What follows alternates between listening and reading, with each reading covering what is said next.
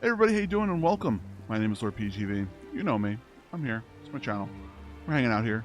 So, I wanted to kind of talk to you all about this game, Towerborne, that I ended up starting to play. I ended up doing it because a couple of my friends were like, oh, pick it up. It's a lot of fun. You should do it. And I was like, all right, well, I guess I can pick it up. We ended up getting a code from it since we work with lordsofgaming.net. And we ended up getting that. And they kind of told me, give it a try. Play it for a little bit. So I said, okay. So Static Studios, who are the developers of the game, ended up giving us the keys. And, they are from Xbox. They're published from the Xbox, library or system, if you will. And I kind of want to show you all a couple of really, really interesting points about the game itself. I'm actually loading up the game now because it's easier for me to show you while we're in there. I think that it's really, really important to say and to know that, first of all, the game has a huge amount of enjoyment level. It is a side-scrolling action RPG fighting game. It is in early access, so it is something to kind of note and to know. And there are some different things about it. It is online co-op, so that's something you really, really need to know about while you're playing it. It can be played with keyboard, mouse, controller. I play with controller because it's just easier. And let's kind of get in there, and I'll kind of take you through a couple of very interesting things I found out about the game itself. Now, the game itself, as you can see here, you're kind of placed, in the world itself, and you have multiple quests and things you could do. But one of the more interesting things is your classes. So you have your Sentinel, which is your sword and shield. You have your Pyroclast, which is your staff or war club. Your Rockbreaker, which is your fist weapons. And then your Shadow Striker, which is your daggers. Now, each of them, if you kind of go in there and you take a look at them as you're going in, each of them have different skill sets. So this is the important thing that I kind of wanted to show you. The sword and shield person, they have, the regular sword and shield abilities, the regular heavier attacks. Everyone has special heavy attacks and heavy focus attacks, but these are the weapon mechanic things that I find interesting. This class being the Sentinel, it has guard, parry. You have, your Valor, which, makes you reduce incoming damage, inflict stun, things like that. And then you have other abilities that you're going to get throughout this whole entire process that are specific to that class. And then you have your standard move set of things, which you're going to get over time, which everybody has. And then your advanced combat set, which is exclusive to them, which I find, really does change how you play. Your support, which everybody has, which is the same thing. And, it's very interesting that it's played like that. So the Pyro, like I said, I have not played. I mostly play as the Rockbreaker and the Shadow Striker. So you have different abilities and different things. And as you can see here, I'm kind of clicking through kind of quickly so you can kind of talk to them and see them all. You can see that there is a level-based system on each class that you play. So you have really, really interesting things to me anyway. You get your standard moves, like I said before, which everybody has. Your advanced combat type stuff, which is individualized to them. You have combos, which are included in all of this. I play the Rockbreaker mostly, and the Shadow Striker. So this ability, like these abilities and stuff, are actually very, very interesting to play with, and I really do like them. And like I said, I didn't expect to enjoy it, but I ended up doing so. And each one, as you can see, all super individualized, double lariat, combo system, which is really, really, really cool. And that's actually pretty cool. I didn't realize that that was even an ability. Some of the abilities actually make me have a big reminder and what's the word I'm looking for? Reminder and reminiscent of Streets of Rage. That's what a lot of these abilities, or Final Fight if anyone ever remembers playing any of those. So these all, what I find, the advanced combat moves are really what helps you make or break it. But what I find even more interesting is that each person has their own abilities and things like that. Now, your loadout, you have your helms, your chest pieces. As you can see, there's different abilities on all these pieces. You can't see feet because my face is in the way. Your fist gloves, it tells you if you have light focus attacks. And then you have your Umbra abilities, which are actually these guys that you find in the environment that can actually help you go through and what's it called? They go through and you kind of like help you do certain things throughout your whole entire time while you're playing. So you have all of those. You have your regular emotes and stickers because they don't have a chat system. And then the other thing I was going to show you is you have your quests that you can kind of go through. And then in the quests, you have, your regular stuff there. Your inventory, your gear system. You have your aspects, which kind of like socket into your gear. And then your, obviously, resources. These are your curios, which you get over time. And you can get lots of different cosmetics. And they have a store. Obviously, they're going to have a store because it is a buy once and they're going to need to, get something. So you can have different types of gear sets if you were looking to be like that. Here's the curios, the way you end up purchasing those if you're looking up trying to get those. Your founder bonuses, which you get every single month. Your game pass bonus, which you have there. You can end up buying your Belfry bucks, which allows you to purchase things. And then the more interesting part is your curios. So I don't have any curios available because I actually own them all already because I was able to do so. But these curios themselves, for instance, they end up giving you an item off the bat, and then you pick your items kind of similar to the way that they have for Helldivers. But all of these are cosmetic. Nothing here is going to change the way you play, which is nice because then you're not forced to get these things and you can play them throughout the whole entire time when you're ending up playing. There's multiple different variations of it. This is the Shaman set. Everything looks different and does different things.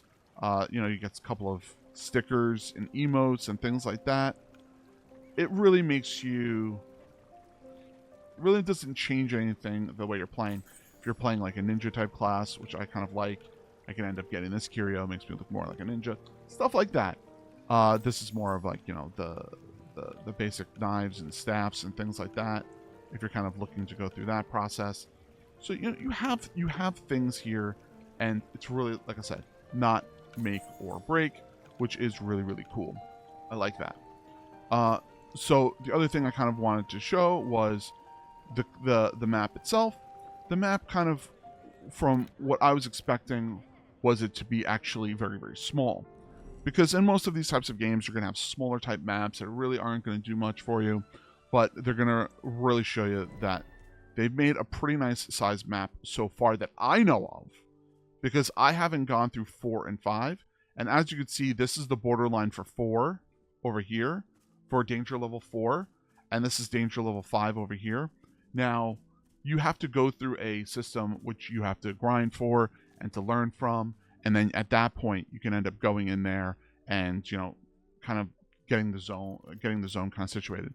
If you notice, you'll actually see that there are some people on the map dealing with certain things and kind of, going through. And like you have these, which are like belfries and stuff like that. This is where you're going to get more of your guys. These dudes up here are areas where they call them ventures, but they're really, really hard bosses that you're going to end up fighting in here. So you end up having those.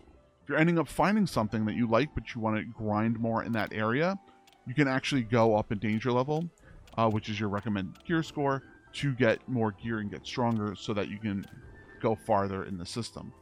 So there's lots of different ways to kind of play the game.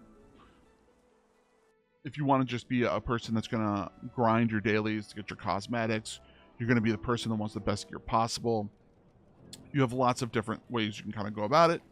You have 3 different gear sets. I'm kind of hoping to see if they get more. These are the requests I was saying about before. So you actually have to go through this stuff every day so that you can get your think they're called your Melta.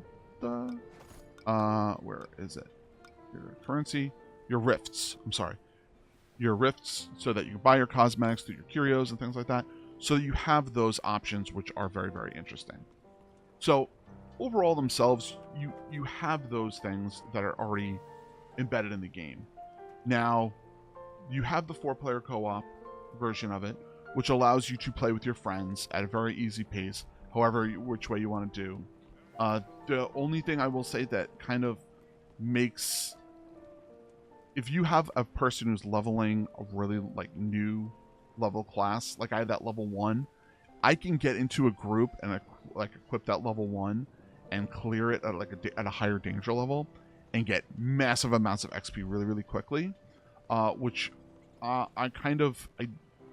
like and I don't like, because I'm not a huge fan of leveling, but at the same time, I understand if I want to be able to play the class properly, I really need to take the time to play it. So that was something I really did like and enjoy, and I kind of hope that that's something that they can fix. Also, those zones themselves, if one person has a whole zone open, you can literally just go from area to area to area and not really have a question or a problem with it. So that was something else that I kind of noticed that I really needed to take a look at and fix, because I can literally take my friends and put them through the quests that I've already completed and bang them out in each area if they have the gear for it. Or even if they don't have the gear when we complete some of the lower level stuff, then they're going to get the gear that they need. So the danger level area, the danger room, which allows you to get your danger license up, that's the only thing that's going to really hold you back. So I don't know. I do like how each of the characters themselves, or each of the classes, I should say, does work off the others to make it a lot stronger. I do like how I keep forgetting the names of the classes. The Sentinel class is more of a bleed type class. The Pyro class is more of a burn. The Rock Breaker is like a stun and like a bleed. It has stun. I don't know. I don't remember if it has bleed. I'm blanking on that. Shadow Striker has poison. Oh, it's stun, burn, bleed, poison. What is it? What is it? I'm blanking on it. I think it just might be straight damage itself. It might just be straight damage out of that. I can't really think of what it might be. But anyway, so yeah, I was just looking to see if there was something I was missing. But yeah, so you have those things that are there for each classes, which makes them really, really unique, and I like that. And you know, I'm down to see more classes. I'm down to see what they can do with it. You have so much more. You can do two-handed axe. You can do what's it called? Two-handed axe, single-handed axes. You can end up doing like a straight agility type polearm type guy, or double swords. You have lots of different options. You can have like those like swinging chain guys for sickles, or what they call a spear and rope. You can even do those things. You have lots of different options that they can end up playing with, which I really do like and enjoy. And I really can't wait to see what they're going to end up doing with the game itself that's going to make it kind of separate itself from other games. And I think that they have a lot of things that they can do. And I'm hoping that we can end up getting an interview with one of the developers. We can kind of talk to them and question them about a couple of these thoughts, because I have so much I want to talk about, and I'm very interested to see the end game. I do know that one person was in my chat when I was playing one day, and they were saying how they are working on legendary gear, which really makes me excited, because I'm all about the gear grind, and I'm kind of excited to see where we're going to go from it. So, yeah, so can't wait to see it. So thanks again, everybody, for checking us out here. Please make sure you hit the thumbs up. Please make sure you're hitting that subscribe button. If you're looking to support the channel, please make sure you hit that join button. As soon as people start joining that, I'm going to start having like a roll credit at the end of each video for all of them. So thanks again, everybody. Greatly appreciate it. Love you all. Dream big, keep gaming. I am on YouTube and Twitch every single Monday through Friday. Thank you very much. I'll see you all soon. Bye, everybody.